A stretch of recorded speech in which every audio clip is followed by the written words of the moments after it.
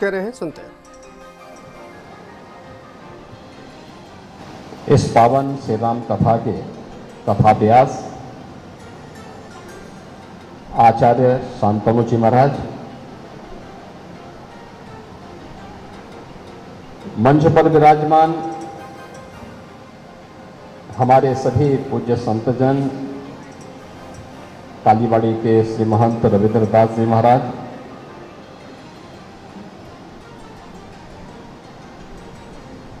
गोरखनाथ मंदिर के जो हमारे मुख्य पुजारी हैं योगी कमलनाथ जी महाराज, सत्यपीठ देवी पाटन के श्री महंत मिथिलेश नाथ जी और हनुमान मंदिर के श्री महंत रामदास जी महाराज, अन्य पूज्य संतजन, इस पावन कथा के सभी यजमानगण, आयोजन समिति के पदाधिकारीगण, सभी श्रद्धालुजन,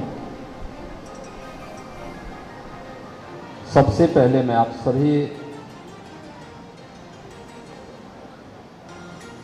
भक्तजनों को और प्रदेशवासियों को गुरु पूर्णिमा के इस पावन पर्व की हृदय से बधाई देता हूं।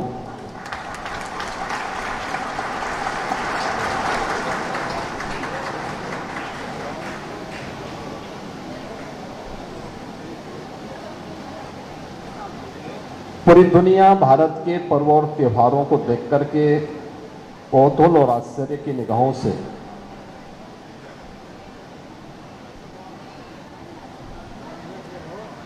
समझने का प्रयास करती है।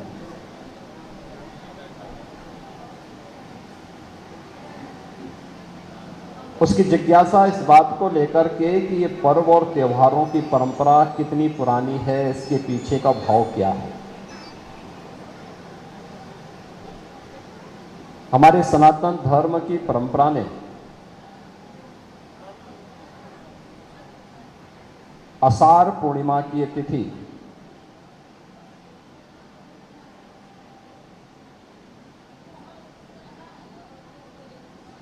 भगवान वेदव्यास की पावन जयंती की स्थिति को गुरु पूर्णिमा के रूप में हम सबको प्रदान किया।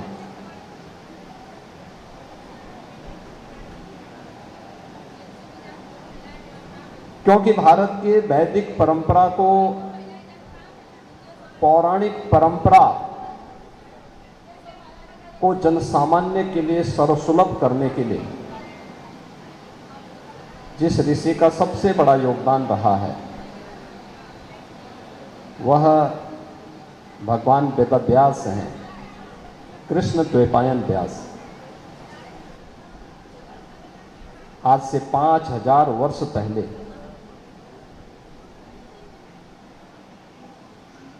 उन्होंने चारों वेदों का लिपिबद्ध करने का जो भी बृहद कार्य उस कालखंड में प्रारंभ हुआ था, उन्हीं के सानिध्य में प्रारंभ हुआ।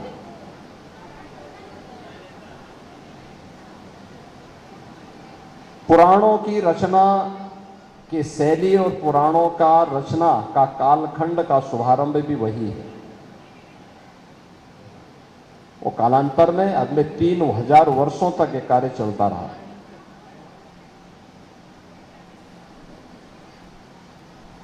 और यही कारण है कि वही परंपरा फिर आगे बढ़ती भी गई। जब भी कोई पहला अपने विशिष्ट ज्ञान को प्रस्तुत करने का अवसर प्राप्त करता था तो वह इस गुरु पूर्णिमा की तिथि को ही उसे प्रस्तुत करने का प्रयास करता था, यानी गुरु परंपरा के प्रति कृतज्ञता ज्ञापित करने का। गुरु भारतीय परंपरा में हमने उस हर व्यक्ति को माना है। भगवान दत्तात्रेय का आप देखेंगे तो उन्होंने अपने 24 गुरु बनाए माने, जिससे भी कुछ सीख सके। आप 21 जून की तिथि को विश्व योग दिवस के रूप में आयोजित करते हैं। प्रधानमंत्री जी ने यूनेस्को के माध्यम से इसको अंतर्राष्ट्रीय योग दिवस के रूप में मान्यता दिलवाई।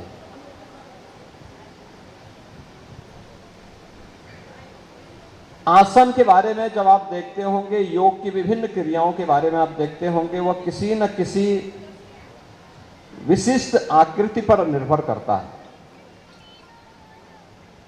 उस जीव के अंदर क्या ऐसे गुण हैं जो उसकी आकृति के कारण उसकी आकृति को विशिष्ट बनाती है और वह विशिष्ट आकृति उसके अंदर उस विशिष्ट गुण को पैदा करती है।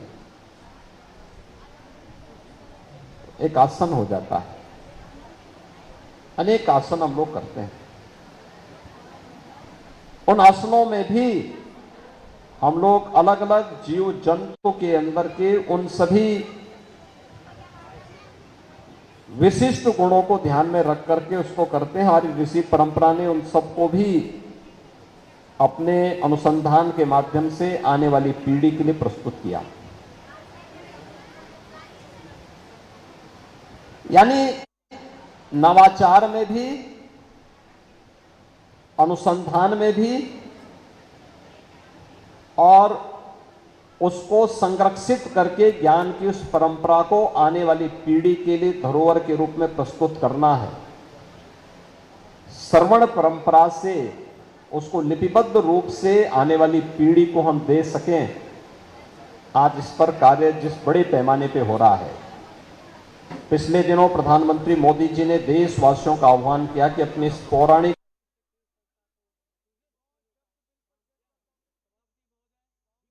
मैं देखने के लिए गया था, वहां पे हम लोगों ने कुछ धनराशि उपलब्ध करवाई है जिसके अंदर वहां की पांडुलिपियों को संरक्षित किया जा सके, उसको डिजिटाइजेशन के डिजिटल फॉर्म में सुरक्षित किया जा सके।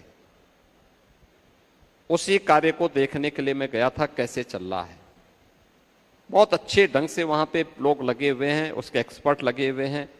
पुरानी पुरानी पांडुलिपियों को देखा जा रहा था और मुझे बताते हुए प्रसन्नता है कि अकेले संपूर्णानंद संस्कृत विश्वविद्यालय के पास 1 लाख से अधिक पांडुलिपियां मौजूद हैं। अकेले संपूर्णानंद संस्कृत विश्वविद्यालय के पास यह एक धरोहर है, ज्ञान की वो धरोहर जो हमारे पूर्वजों की है, हमारी ऋषि मुनियों की है। अगर हमने संभाला नहीं तो दुनिया उसकी चोरी कर देगी और फिर हमारे ही ज्ञान से हमको ही दबाने का प्रयास होगा।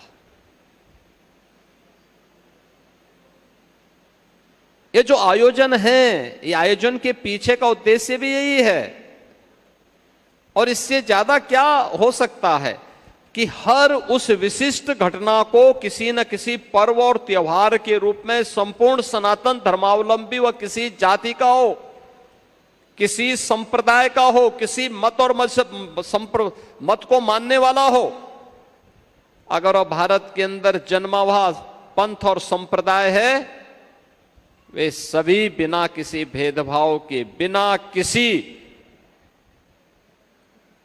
दबाव के उन आयोजनों का हिस्सा बनते हैं।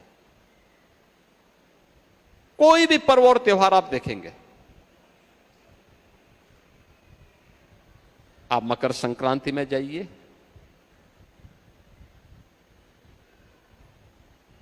आप रामनवमी के आयोजन को देखिए,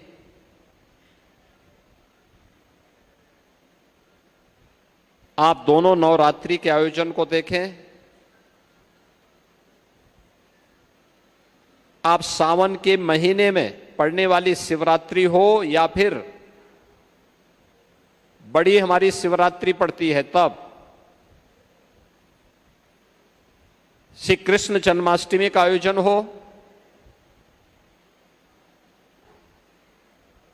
रक्षाबंधन का आयोजन हो, नाग पंचमी हो या गुरु पूर्णिमा, ये सभी जितने भी हमारे पर्व और त्योहार आते हैं, ये सभी पर्व और त्योहार सनातन धर्म की किसी एक विशिष्ट घटना की ओर हम सबका ध्यान आकर्षित ही करती हैं और हम सबको उन आयोजनों के साथ बिना भेदभाव के साथ जुड़ करके उन भावनाओं के साथ, उन भावों के साथ, उन भंगिमाओं के साथ जोड़ने का प्रयास भी करती है जिसने भारत को भारत बनाया।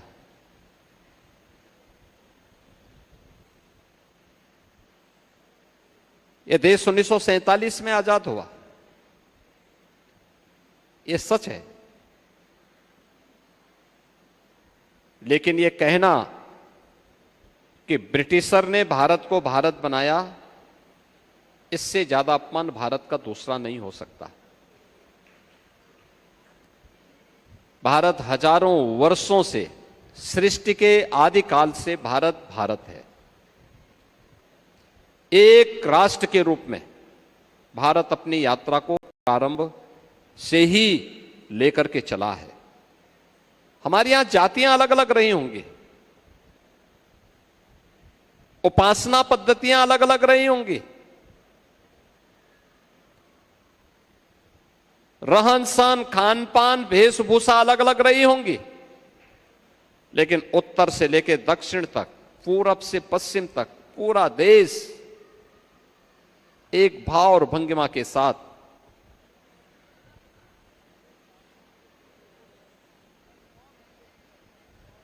कैलाश मानसरोवर से लेकर के और सुदूर कन्याकुमारी तक उसी भाव भंगिमा के साथ चलता रहा है, आगे बढ़ता रहा है। बीच के कालखंड में राजनीति की कुछ विकृतियों ने देश को कमजोर करने का प्रयास जरूर किया।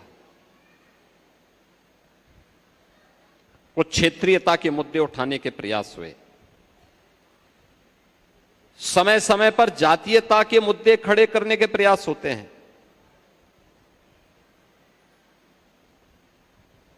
ये क्षेत्रीयता के मुद्दे हों या जातीय आधार पर समाज को विभाजन के मुद्दे, ये उसी ओर भारत को ले जाने के कुत्सित प्रयास हैं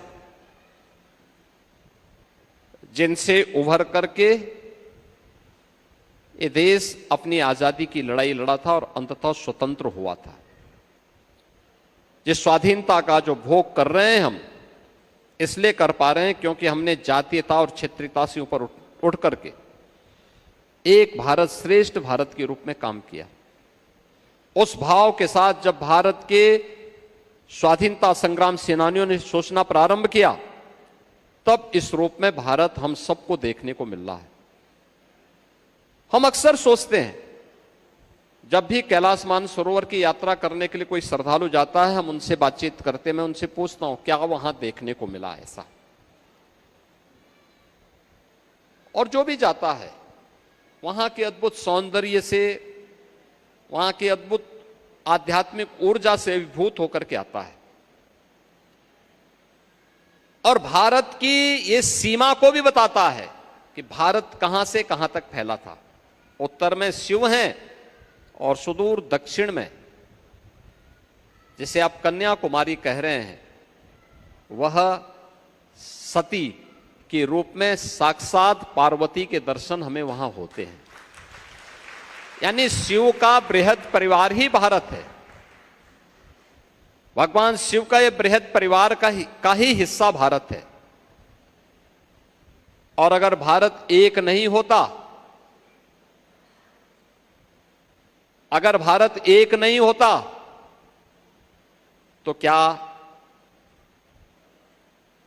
आदि शंकराचार्य केरल से निकल करके देश के 4 कोनों में 4 पीठों की स्थापना कर पाते? ये चारों पीठ देश के 4 अलग अलग कोने में है। एक उत्तर में है, एक पूरब में है, एक पश्चिम में है और एक दक्षिण में है। ये चारों पीठ भारत की 4 दिशाओं का प्रतिनिधित्व भी करती हैं और भारत की उन सीमाओं के बारे में भी हमें बताती है। यानी आदिकाल से भारत एक भारत के रूप में रहा है, एक सांस्कृतिक इकाई के रूप में रहा है। भाषा अलग अलग हो सकती रही हो, वेशभूषा अलग अलग होती रही होंगी, खान पान अलग अलग रहा होगा वहां की परिस्थिति के अनुरूप, वहां की जलवायु के अनुरूप, लेकिन पूरा भारत एक रहा है। उस एक भारत के लिए इन पर्वों और त्योहारों की एक बड़ी भूमिका रही है। आज भी आप जाएंगे, कर्नाटक में चले जाइए, जो राम की भक्ति आपको उत्तर भारत में देखने को मिलेगी, यही राम की भक्ति आपको कर्नाटक में भी देखने को मिलेगी। श्री राम जन्मभूमि में मूर्ति प्राण प्रतिष्ठा के बाद मेरे पास एक दिन श्रीलंका के राजदूत आए, तो मैंने बिठाया उनको, आराम से मेरी बातचीत हो रही थी, तो मेरे पास अशोक वाटिका की मिट्टी लेकर के वहां से आए थे।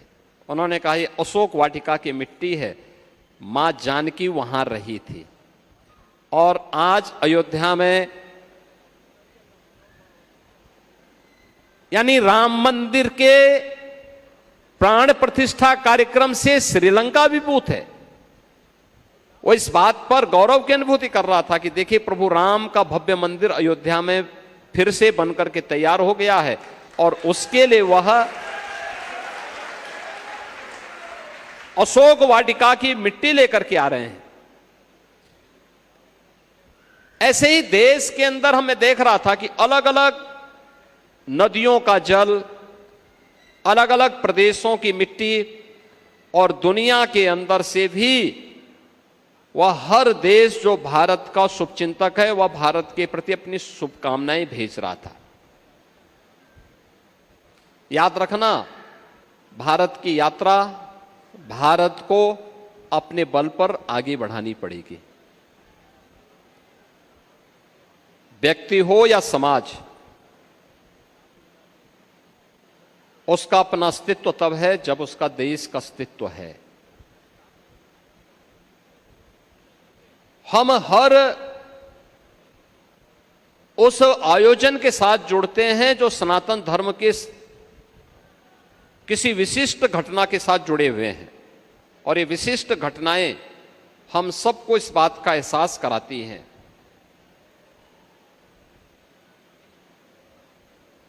हमने उसको इतिहास के रूप में नहीं माना, हमने उसको किसी उत्सव के रूप में माना। होली हो, दीपावली हो, विजयादशमी हो, रक्षाबंधन हो, ये जो भी आयोजन है आज किसी भी रूप में हम लोग ले रहे हैं, लेकिन ये भारत की किसी एक ऐतिहासिक घटना को लेकर के, किसी एक पौराणिक घटना को लेकर के, किसी एक विशिष्ट घटना को लेकर के, जिसने उस समय के पूरे व्यवस्था में व्यापक परिवर्तन का जो कारण बना था, यानी रिफॉर्म का कारण बना था, उस विशिष्ट घटना को लेकर के हम उन आयोजनों को आयोजित करते हैं। उसके पीछे का भाव भी यही था, ये भारतीय समाज समय के अनुरूप अपना परिमार्जन भी करता है, अपनी गलतियों का परिमार्जन भी करता है, उसमें सुधार भी करता है, और फिर अपनी यात्रा को लेकर के भी आगे बढ़ता है। लेकिन हमें सतर्क रहना होगा। मैं अक्सर इस बात को देखता हूं, आपने राम कथा सुनी, पिछले 7 दिनों तक आपने राम कथा का श्रवण आप कर रहे थे, अनेक प्रसंग आपके सामने आते रहे होंगे। यह अक्सर हुआ है भारत के साथ, यह अक्सर हुआ है कि जब भी वह किसी अपनी एक बड़ी यात्रा को लेकर के आगे बढ़ा है, तो उसके सामने चुनौतियां भी आनी शुरू हुई हैं। उसके सामने उतनी ही चुनौती भी सामने आती हुई दिखाई दी है।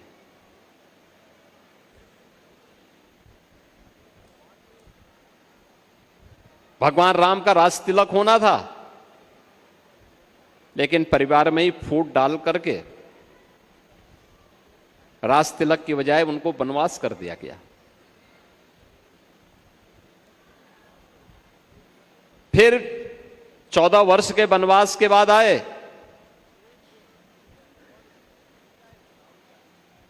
जब राम राज्य की स्थापना के काज के माध्यम से संपूर्ण भारत में उत्सव का माहौल था, फिर मां जानकी को वनवास हो गया।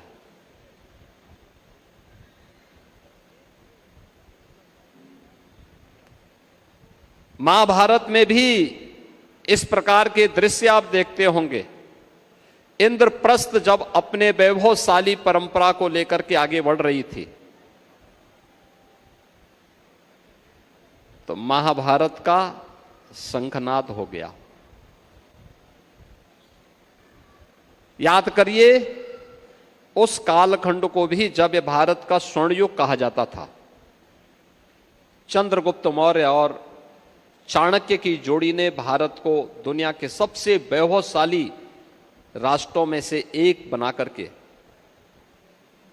कहते हैं उस कालखंड में दुनिया की कुल अर्थव्यवस्था का 45% अर्थव्यवस्था पर अकेले भारत का कब्जा था। आज भी दुनिया के किसी एक देश का इतना बड़ा वर्चस्व नहीं है दुनिया के अंदर, लेकिन भारत का था आज से 2000 वर्ष पहले। लेकिन धीरे धीरे करके जब हम अपने इस वैभव से इतर होकर के केवल उसमें ही मुग्ध हो जाते हैं, तो कुछ ऐसे लोग जो हमेशा कुछ न कुछ खुरपेच करने पर विश्वास रखते हैं, वे अंदर के भी हो सकते हैं, बाहर के भी हो सकते हैं, उनके द्वारा कुछ न कुछ ऐसी खुरापात जरूर की जाती है जिससे पूरी व्यवस्था फिर छिन्न भिन्न होती हुई दिखाई देती है, छिन्न भिन्न होती हुई दिखाई देती है। यानी हमारी भारतीय संस्कृति के अंदर, जो भारतीय संस्कृति की सनातन परंपरा की एक पावन धारा है, इस पावन धारा ने दुनिया के सभी मत, मजहब, संप्रदाय और दुनिया के हर पीड़ित वंचित को संरक्षण भी दिया है। लेकिन बहुत बार इस पावन धारा में कुछ ऐसे विषधर भी उसमें आकर के डसने का प्रयास करते हैं जो पूरे भारत को अस्त व्यस्त करना चाहते हैं। याद करना, भारतीय संस्कृति को, भारतीय परंपरा को और भारत को अस्थिर करने के लिए किए जाने वाले इन सब प्रयासों के प्रति हर व्यक्ति को जागरूक होना होगा। और आज के दिन पर मेरा मानना है कि जब हम गुरु पूर्णिमा के अवसर पर हैं, तो गुरु का मतलब ही होता है वह हर व्यक्ति, एक व्यक्ति के बड़ा भाई भी, माता पिता भी, स्कूली गुरु भी, दीक्षा गुरु भी, ये सभी गुरु के समान पूज्य माने गए। इन सबको भी तो अपने दायित्व का निर्वहन करना चाहिए। हमारी समस्या क्या है कि हम अपनी बला को दूसरों पर टालने का प्रयास करते हैं। यानी मां बाप की जिम्मेदारी समाप्त, बड़े भाई की जिम्मेदारी समाप्त, दादा दादी की परंपरा समाप्त,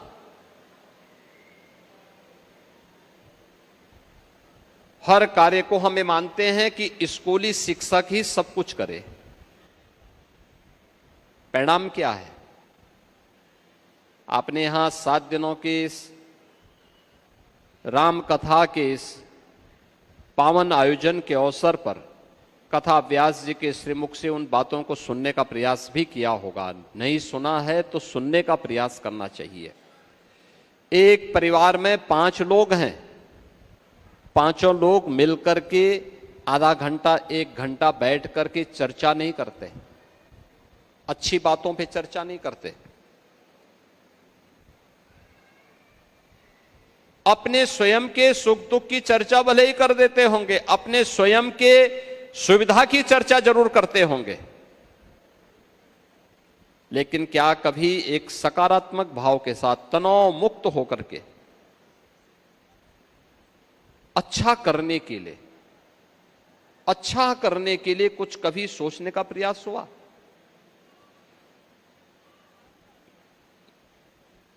आज की हमारी जो सबसे बड़ी विसंगति क्या है? हमने ये मान लिया, एक तो मैं बार बार कहता हूं कि जो मां बाप अपने छोटे बच्चों को, खास तौर पर बहुत छोटी उम्र के बच्चों को जिन्होंने स्मार्टफोन दे दिया है, वे अपने पुत्रों के और अपने पाल्यों के कितने हितैषी हैं ये तो ईश्वर ही जाने, लेकिन मैं मानता हूं कि वह अच्छा नहीं कर रहे हैं।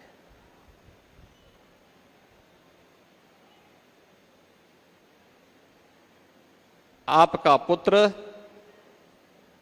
अपने अमूल्य समय में से 5 से 6 घंटे केवल स्मार्टफोन पे खर्च कर रहा है, उसकी आई साइट जा रही है,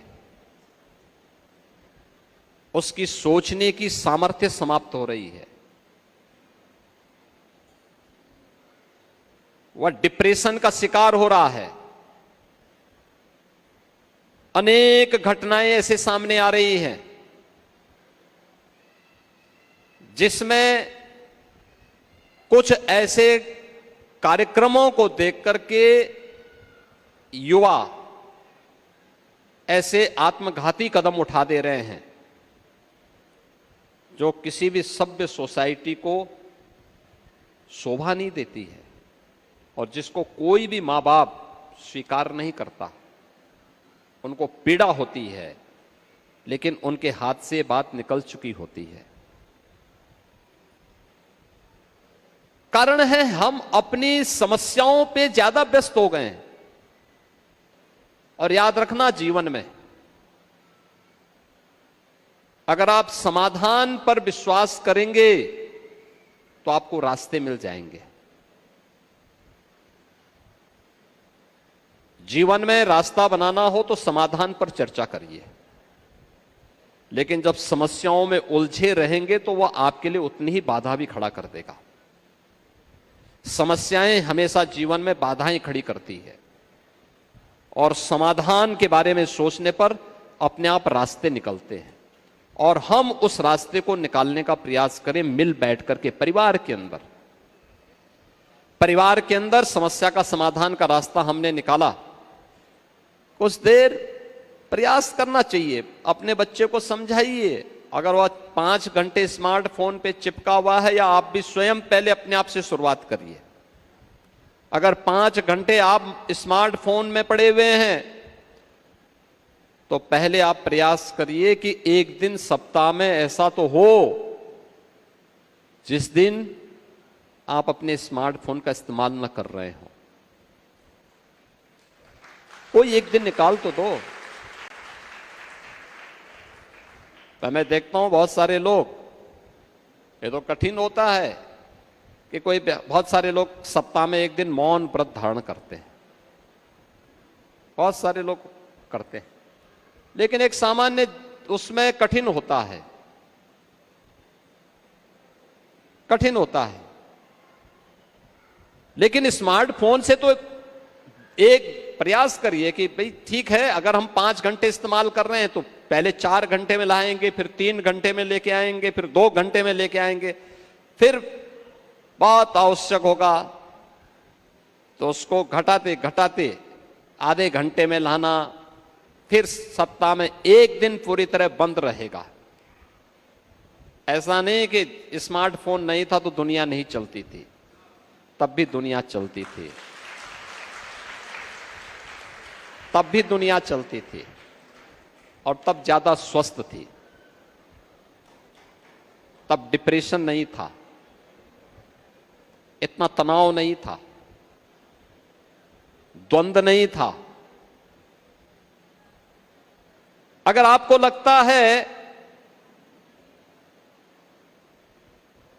कि ये चीज संभव है तो प्रयास करिए कि फिर अपने बच्चे के लिए सप्ताह में कोई एक दिन तय करिए कि भाई एक दिन 1 घंटे के लिए हम आपको इसका इस्तेमाल करने की छूट देंगे। उस प्रकार का कंटेंट दें उसको। एक सभ्य समाज में समाज के जो प्रबुद्ध जन है उनका दायित्व बनता है अच्छी बातों को उसके माध्यम से दें। दुनिया की ताकतें इस सनातन संस्कृति को अपने स्वार्थ के लिए तबाह करना चाहती हैं, हम उसको समझ ही नहीं पा रहे हैं। याद रखना, उनके प्रवक्ता बाहर से नहीं आए हैं, इसी समाज से निकले हुए बहुत सारे लोग उनके प्रवक्ता बन करके, आप ही की वेशभूषा में बन करके वे समाज को डसने का प्रयास कर रहे हैं। और जो मैंने कहा ना, सनातन की पावन धारा के बीच में कुछ विषधर आकर के उसको अपवित्र करना चाहते हैं, उससे सतर्क हमें रहना पड़ेगा। उससे सतर्क रहने के लिए हमें अपने आप को तैयार करना होगा। याद रखना, जो समाज जितना सतर्क होगा, जितना सावधान होगा, जितना अपना परिमार्जन करने की सामर्थ्य स्वयं अपने परिवार से शुरुआत कर लेगा, उसका समाज भी, परिवार भी सुखी रहेगा। परिवार सुखी है तो समाज भी सुखी रहेगा, और समाज सुखी है तो राष्ट्र को समृद्धि के पथ पर अग्रसर करने से कोई ताकत रोक नहीं सकती, कोई ताकत रोक नहीं सकती है। ये दुनिया को अच्छा नहीं लगता जो भारत की यात्रा चल रही है, जो भारत की बेहतरीन यात्रा प्रगति की चल रही है, यह दुनिया के तमाम देशों को अच्छा नहीं लगता। आने वाले 1-2 वर्षों में भारत दुनिया के अंदर तीसरी बड़ी अर्थव्यवस्था जब होगा तो याद करिए ना, 3 देशों में प्रतिस्पर्धा प्रारंभ होगी, अमेरिका, चीन और भारत में। मुझे बताइए, क्या दुनिया के जिन देशों को भारत ने पछाड़ा है, क्या उनको अच्छा लगेगा? जिसको आप पछाड़ने जा रहे हैं, जिसकी प्रतिस्पर्धा में आप खड़े होने जा रहे हैं, क्या वह शांति से बैठेगा? और हम तो अभी योजना भी नहीं बनाए हैं, उन लोगों ने योजना बनानी प्रारंभ कर दी है भारत को अस्थिर करने की, भारत में अव्यवस्था पैदा करने की, भारत में अशांति पैदा करने में। आज भी आप देखेंगे भारत के अंदर आतंकवादी समूहों के पास हथियार जो मिलते हैं, कहां के प्राप्त होते हैं? वो किसी न किसी पड़ोसी देश के द्वारा निर्मित हथियार तो होते हैं, उन्हीं के द्वारा भेजे गए हथियार तो होते हैं। ये जो साजिशें हैं, हमें इनको समझना होगा, और ये साजिश हमारे लिए, हमारी इस सनातन परंपरा के लिए, हमारे इस देश के खिलाफ किस रूप में है, अगर हम इसको समझ पाएंगे तो याद करना, आने वाली यात्रा हमारे लिए बहुत शुभ है। और अगर हमने आंखों में पट्टी बांध करके इसके प्रति अनभिज्ञ बने हुए हैं तो याद करना, हमारे लिए हम अपने पैरों पे स्वयं कुल्हाड़ी मार रहे हैं। हमें पूरी सतर्कता और सावधानी के साथ आज इस पूरी की पूरी व्यवस्था में अपना योगदान देने के लिए तैयार होना होगा। एक गुरु पूर्णिमा के अवसर पर, एक पिता के रूप में, एक मां के रूप में, एक भाई के रूप में, एक शिक्षक के रूप में, एक दीक्षा गुरु के रूप में, जो भी वर्ग हमारे अगल बगल है, हमारा आसपास है, हमारे सानिध्य में रहता है, हम उनको इसके प्रति सतर्क करें, जागरूक करें। अगर हम जागरूक कर लिए तो मान करके चलिए कि हमने अपने नागरिक कर्तव्य का पहला दायित्व ईमानदारी पूर्वक निर्वहन किया है। हम अपने देश के लिए, अपने धर्म के लिए अपने कर्तव्यों का ईमानदारी पूर्वक निर्वहन कर रहे हैं। और यही है सनातन धर्म का पहला उपदेश।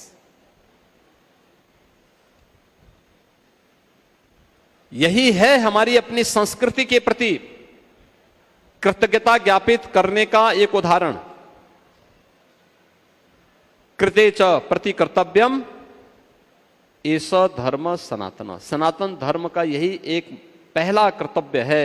हम इसके प्रति अपने दायित्व का ईमानदारी पूर्वक निर्वहन कर रहे हैं। और इस निर्वहन को आगे बढ़ाते हुए फिर हम धीरे धीरे करके इस व्यवस्था में जब घुसेंगे, सारे लोग एक साथ प्रयास करेंगे, तो कहीं से भी, अंदर से भी बाहर से भी अस्थिर करने, अशांति पैदा करने का जो प्रयास हो रहा है, वह प्रयास अपने आप ही विफल हो जाएगा। आप मुझे बताइए ना, आज से 12 वर्ष पहले भारत के अंदर 120 जनपद ऐसे थे जहां पे नक्सलवाद था। नोट करिए, 120 जनपद देश के अंदर ऐसे थे 12 वर्ष पहले जहां नक्सलवाद था। आज एक भी जनपद नहीं बचा है। भारत से नक्सलवाद समाप्त हुआ है। तो नक्सलवाद को प्रेरित और प्रोत्साहित करने वाले लोग शांति से बैठे होंगे, और नक्सलवाद के नाम पर विदेशी जूठन खा करके भारत के अंदर लूट खसोट करने वाले लोग क्या चैन से बैठेंगे? वे उस नाम से नहीं होंगे, लेकिन छद्म नाम पर आपके सामने किसी न किसी दूसरे रंग और रूप में आएंगे। ये तो हर व्यक्ति जानता था कि राक्षस हनुमान जी के सामने आएगा तो हनुमान जी उसको मसल देंगे ठीक ढंग से। तो क्या उसने स्वरूप बनाया था? हनुमान जी को रोकने के लिए कि हनुमान जी संजीवनी बोटी न लेने पाए, वह काल नेमी के रूप में बैठ गया। और ऐसे काल नेमी जहां तहां बैठे होंगे। याद रखना, इन काल नेमियों से सावधान और सतर्क रहने की आवश्यकता है, जो देश और समाज को कमजोर कर रहे हैं। उससे भी सतर्क रहने की आवश्यकता है। और सतर्कता उन लोगों से भी रहनी चाहिए जो भारत के खिलाफ होने वाले षड्यंत्र में प्रत्यक्ष या अप्रत्यक्ष रूप से भागीदार बन रहे हैं। गुरु पूर्णिमा के अवसर पर यह अत्यंत महत्वपूर्ण आपके लिए इसलिए है क्योंकि गुरु हमारी परंपरा में केवल दीक्षा गुरु ही गुरु नहीं होता है। हमें अक्षर ज्ञान कराने वाला गुरु भी गुरु है, माता पिता भी गुरु है, बड़ा भाई भी गुरु है, और समाज में मार्गदर्शक के रूप में जिनकी महती भूमिका है, वे सब भी गुरु की भूमिका में होते हैं। उन सबका दायित्व बनता है वे अपने समाज को उसके अनुरूप तैयार करें, उन सबको तैयार करें, बताएं कि नहीं, ये देश के खिलाफ षड्यंत्र का हिस्सा है, और जो कोई भी देश के खिलाफ षड्यंत्र करेगा हम उसको स्वीकार नहीं करेंगे। जो हमारे संस्कार के विरुद्ध होगा हम उसको स्वीकार नहीं करेंगे। जो हमारे मूल्यों और आदर्शों के विपरीत होगा हम उसको स्वीकार नहीं करेंगे। बहुत सारे लोग ऐसे हैं, वे पश्चिम की हवा में इतने बह गए हैं। जब हम दुर्गा पूजा करते हैं तो बिके हुए चेहरे उसी समय कहते हैं, नहीं साहब हम तो चंड मुंड की पूजा करेंगे। आप चले जाइए ना दिल्ली में, आपको जेएनयू में इस प्रकार के बहुत सारे भटके हुए लोग मिलेंगे। वे चंड मुंड की पूजा करके उसको महिमा मंडन करने का प्रयास करते हैं। बहुत सारे लोग ऐसे वहां दिखाई देंगे। देश के अंदर अनेक संस्थानों में ऐसे लोग दिखाई देंगे जो लोग जब भी कोई पर्व और त्योहार पड़ते हैं उन आयोजनों में कुछ न कुछ व्यवधान पैदा करने का प्रयास करते हैं। और इसीलिए मैं बार बार इस बात को कहता हूं आचार्य जी जब यहां पे मां जानकी के अपहरण की कथा को सुना रहे थे, फिर सुग्रीव और बाली के मिलन की कथा को यहां पे श्रवण करने का आनंद आपको प्राप्त हो रहा होगा। उस समय भी आपने देखा होगा भगवान राम यानी हनुमान जी चाहते तो मां जानकी को वहां से वैसे छुड़ा के ला सकते थे, लेकिन उन्होंने उस मर्यादा का पालन किया। मां जानकी ने भी मना कर दिया। भगवान राम चाहते तो शक्तिशाली से मित्रता करते, बाली से मित्रता करते। मैं बाली में तो इतना सामर्थ्य था कि बाली ने तो मरते समय कहा कि प्रभु अगर आप बताए होते मैं रावण को बांध के आपके चरणों में ला देता, पटक देता। भगवान राम ने कहा भी तुमसे मित्रता, काम तुम शत्रुता का करते हो। अपने छोटे भाई की पत्नी को जबरन रख लेते हो, और तुम जैसे पापी से मित्रता।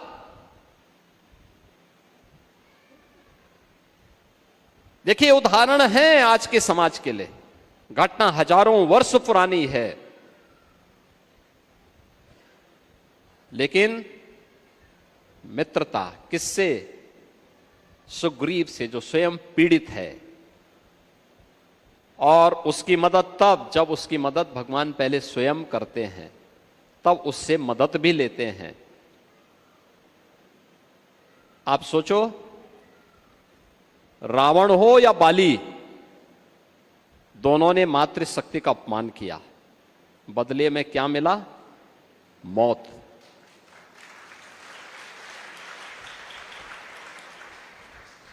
जो मातृशक्ति को सम्मान न दे सकता हो,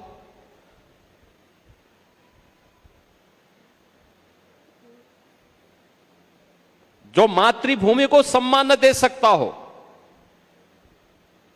उन लोगों के साथ इसी प्रकार की कठोरता का व्यवहार होना चाहिए। और मुझे लगता है वह आज की आवश्यकता है, चाहे वह मातृभूमि हो या मातृशक्ति हो। दोनों का सम्मान और दोनों के संवर्धन के लिए समाज को हमेशा जागरूक रहना होगा। और उसी जागरूकता के क्रम में गुरु पूर्णिमा के अवसर पर मैं आप सबसे कहूंगा, समाज को जागरूक करिए, खूब उसको आगे बढ़ाने का काम करिए, अपने अपने दायित्वों का निर्वहन करिए। इसकी शुरुआत अपने परिवार से करिए। छोटे बच्चे रोते हैं, कुछ देर तक रोने दीजिए, उसको सही बचपन से ही सही दिशा में ले जाने का प्रयास करेंगे तो बाद में स्मार्टफोन की लत में नहीं फंसेगा। और स्मार्टफोन की लत में नहीं फंसेगा तो याद रखना, आपको आने वाले समय में बड़ा सुकून देगा, और नहीं तो एक दिन विपत्ति जरूर दे देगा। अगर स्मार्टफोन के चक्कर में पड़ा तो, उसके किसी भी उसमें फंसा तो अनावश्यक रूप से आपके लिए संकट पैदा करेगा, समाज के लिए भी संकट खड़ा करेगा। यह आज की सबसे बड़ी आवश्यकता है, हम इन चीजों के प्रति सावधान हों, अपने समाज के प्रति और अपने देश के बारे में सोचें। मैं आज के इस अवसर पर कथा व्यास के रूप में यहाँ पे पिछले 7 दिनों से जिन्होंने अपने श्रीमुख से इस पावन कथा के श्रवण का आनंद इस वर्ष भी यहाँ के श्रद्धालुओं को उपलब्ध करवाया है, ऐसे आचार्य शांतनु जी महाराज और उनकी पूरी टीम को मैं आयोजन समिति की ओर से, गोरक्षपीठ की ओर से हृदय से साधुवाद देता हूं, उनका अभिनंदन करता हूं। सभी यजमानों के साथ साथ सभी श्रद्धालु जनों को, क्योंकि मैं हर दिन कथा के बारे में जानकारी लेता था कि कथा का आयोजन कैसे चल रहा है, तो मुझे बताया जाता था कि अच्छा चल रहा है, लोग आ रहे हैं, कथा का आनंद ले रहे हैं और उन प्रसंगों से अभिभूत होकर के भी उसका समर्थन भी करते हैं। यह आत्मसात करने का माध्यम है। अच्छे तथ्यों को हम अपने जीवन में अंगीकार करें। वो अलग विषय है कि कथा के 7 दिनों में जब अंतिम समय में आरती होती थी तब कालीबाड़ी के बाबा आते थे। पहले बाबा के लिए कठिन होता है। ऐसा दिन में 1 बजे से 5 बजे तक बाबा के स्वयं अपने अनुष्ठान चलते हैं, तो उस अनुष्ठान में वे व्यस्त रहते हैं, तो उनको फिर आते आते तब तक 5:45 हो जाते थे, तब 5:45 बजे तक पहुंचते थे, तब तक आरती का समय हो जाता था। तो ये तो था कि बाबा की उपस्थिति उस कार्यक्रम में रहती थी। वो कल भी मेरा कार्यक्रम पूछ रहे थे कि मैं कितने बजे आ रहा हूं, तो उन्होंने, बजाज ने उन्हें बता दिया कि 5:30 बजे। तो ठीक 5:30 बजे आए, जबकि मैं दिन में ही आ गया था। मैं इसीलिए दिन में आ गया था कि भाई बाबा कितने बजे पहुंच रहे देख रहे। तो जब मैं रात को जब मैं फिर एक कार्यक्रम के बाद फिर शाम को 5:30 बजे आया, तब बाबा यहाँ मौजूद थे। लेकिन अपने नियम के बाबा भी पक्के हैं, अपने नियमों के अनुसार कार्य करते हैं। और आज समय की थोड़ी बाध्यता है, आप लोगों को भी और कथा व्यास जी को भी अपने व्यस्त दिनचर्या में आगे के कार्यक्रमों में जाना है। अन्यथा बाबा का भी भजन, 1-2 भजन सुनने की इच्छा आप सबको भी रही होगी। और कथा व्यास जी भी कह रहे थे कि उनके बाबा के भजन को सुनना चाहते हैं, लेकिन बाबा ने कहा नहीं, अलग से कोई कार्यक्रम करेंगे तब। लेकिन मैं गुरु पूर्णिमा के अवसर पर आप सबको हृदय से बधाई देता हूं, आप सबको अपनी शुभकामनाएं देता हूं। शिवतारी भगवान गोरक्षनाथ जी से प्रार्थना करता हूं कि वह आपके जीवन में सदैव सुख शांति और मंगल ही मंगल की कामना करें। इस विश्वास के साथ आप सबके प्रति मेरी मंगल में शुभकामनाएं हैं। पावन कथा का आयोजन अभी आरती के साथ विश्राम को प्राप्त होगा। इसके उपरांत भंडारे का आयोजन है, प्रसाद लेकर के ही आप सभी यहां से जाएंगे। इन्हीं शब्दों के साथ आप सब के प्रति मेरी मंगल में शुभकामनाएं। जय जय सीताराम। गुरु पूर्णिमा, बैठ जाइए, अभी बैठे रहिए आप लोग। गुरु पूर्णिमा के इस अवसर पर परम पूज्य